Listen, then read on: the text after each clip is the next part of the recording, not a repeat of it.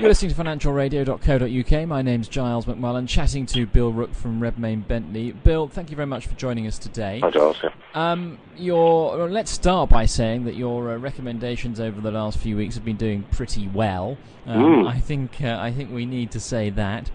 Now let's have a look at what you have been following for this week. Let's start with Spider, which is the S&P 500. Yeah, Spider, we've got a downward trend still in place there, and I've highlighted the resistance levels there. It's about 86, 87 level on that, which in the S&P roughly 860, 870. Still below the next level above it, which is the 100 and a bit level. So it's still in that sort of recovery zone, waiting for something to happen in terms of a positive change in trend. The MACD supports that, still in a negative state. The short-term inverse Fisher, which I added there, suggests that we're in a short-term uptrend, as does the MACD. Price oscillator sort of in a positive phase as well. So the most important thing here really is the McClellan oscillator, which suggests also that we're in a not an overbought or a ready to turn around state. We're sort of in a positive short-term position, awaiting further developments, possibly on the upside. Okay, but would you be trading this now? Would you wait and Broadly see? Broadly positive. Markets held up reasonably well with the adverse news on the flu around the world. So it was 30 off here, 165 off the 250. It's not a catastrophe. This market is holding up reasonably well. This is a trader's market, without a doubt. Trader's market until we actually get the longer-term moving averages changing, and that's what it's about at the moment. People are scrambling for bargains, looking for good news flow, looking for sort of volume plays, breakouts, and that sort of thing. But it's very short term. And there might be some nuggets there which might come good longer term. But at the moment, it's a speculator's paradise at the moment now. Okay, Bill, let's have a look at the dollar now. Yeah, it went wrong back in August last year for sterling, and that's the point we're looking at there.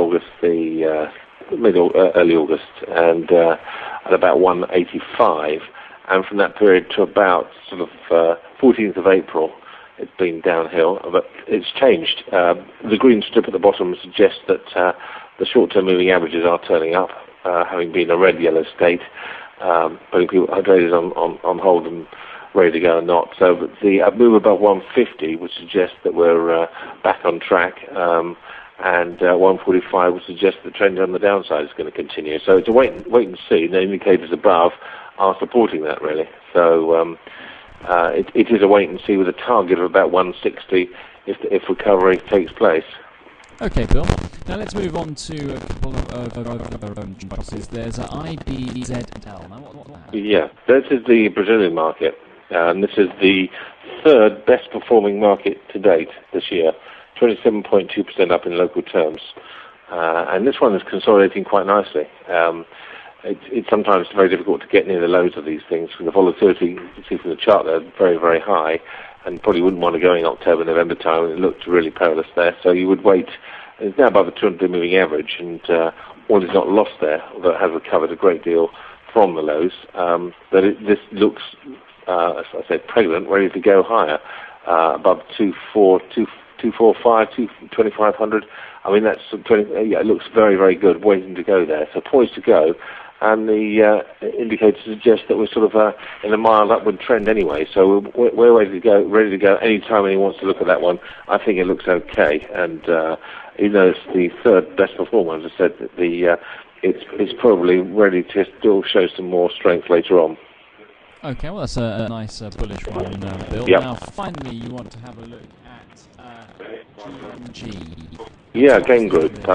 What we do, Giles, has been looking at, we keep a list here of all the shares that have actually produced very good earnings figures, and there aren't many of them, and this one is just joined the list. Last week, that means to say that earnings guidance for the year is better than the analysts expected, and that qualifies for joining the list, and also hopefully that will be a company with higher dividends and projected earnings per share outlook. So we're looking for some more growth ahead on this one. And this one's been propelled by the demand for wheat, and I think this is helped by the fact that Woolworths has gone. And the buy signal, although it came in April, it's showing some. I mean, it did come in and it's early days yet because all the indicators supporting that suggested it was a speculative buy, and it's just moving. Sorry. I'm just agreeing with you there, but I can see what you mean by that buy signal there. It is speculative, yeah. Yeah. It just crossed in the 200-day, having been a sort of downward sort of trough a lot of the time. So sort of, where do we go from here? Is it just waiting for more strength to come in? It suggests that short term it looks okay. Longer term it's going to wrestle with sort of a £2.50, £3 level if it can even get that high. But it's not the best performer of the sector. About 20% off from the sector, and in a strong sector, this could well recover, given that sort of this is the sector at the moment that's going, and the results from this share have been very, very good. So I would think on the buy list for some with a stop loss of about the 170, 180 level. Bill, thank you very much for that. Good to catch you again, and we will chat again next week.